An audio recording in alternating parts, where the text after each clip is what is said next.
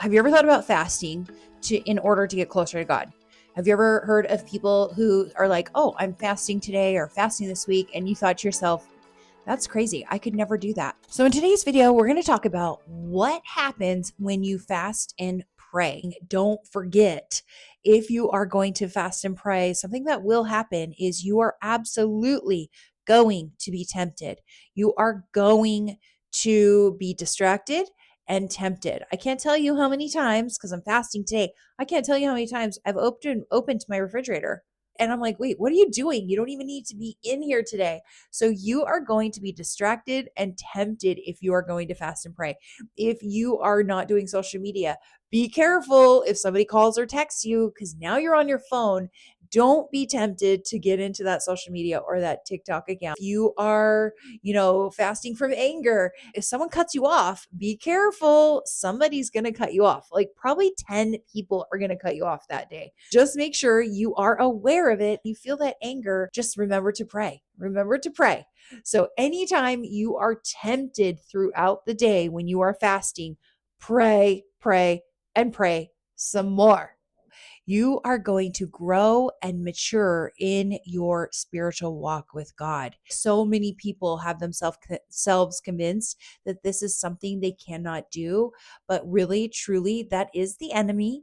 And if you can just deny the enemy and not listen to the lie and fast and pray for one day, 5 hours, whatever that is, you will grow tremendously in your walk with God, in your faith. Another thing that will happen is God is going to speak to you. You are going to be fasting, which means you're going to have clarity of your mind, of your body. You're going to be reminded that you have got to lean on him, trust in him. You're going to need him to get you through this fasting.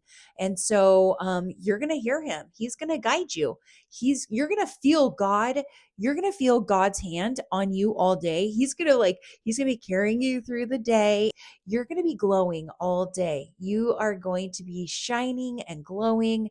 You are going to be a light throughout the day while you're fasting, because you are going to fill yourself with the Holy Spirit rather than fill yourself whatever it is you're fasting from. So it could be negativity, it could be anger, it could be unforgiveness, whatever it is that you are struggling with. Because if it's unforgiveness, you can be like, hey, Lord, I am struggling with unforgiveness. I am going to let that go for the day and see what it feels like. Ask him. And anytime that seeps into your mind or your heart that day, that unforgiveness, that bitterness, that anger, that's your cue. Go pray to God, go talk to him and spend time with him.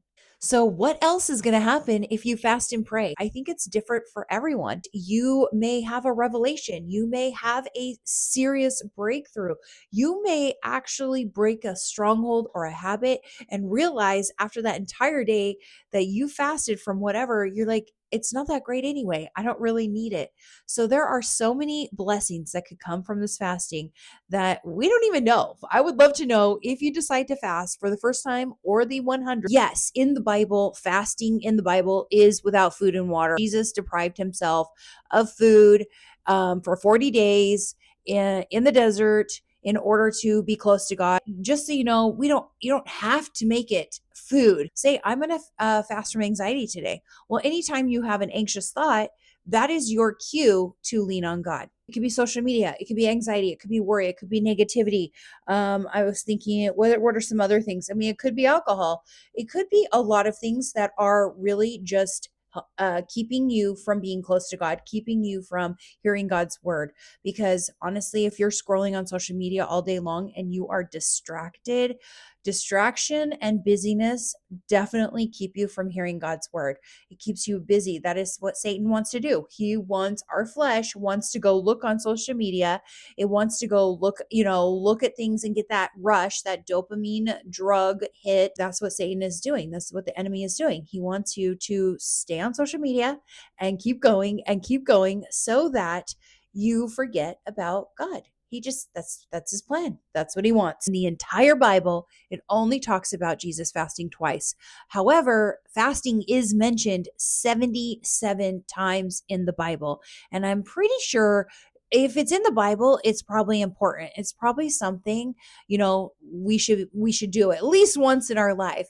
So I'm going to say, if you've never fasted, if you're one of those people who, have had all kinds of reasons, like I avoided it for years. I would hear people talk about it. I'm like, that's definitely not for me. I could never go without food for an entire day, but that was just the enemy. That's just the enemy telling you can't do it. Because actually, if you ask God to help you through it, whatever you are fasting from that day, he will get you through it. Fasting basically is deprivation. You're depriving that stronghold. You're depriving that addiction. You're depriving that craving. It's just like your bad gut bugs in your stomach. When people do the fasting for health reasons, it's because they're starving those gut bugs, the bad ones, and it causes them to go away. So what we're doing is starving those bad habits. We're starving those strongholds. We're starving those negative thoughts so that we can lean on God and fill ourselves with his word and his Holy Spirit. So let me know in the comment section below if you've ever fasted or not. I would love to know if you're looking for that next level of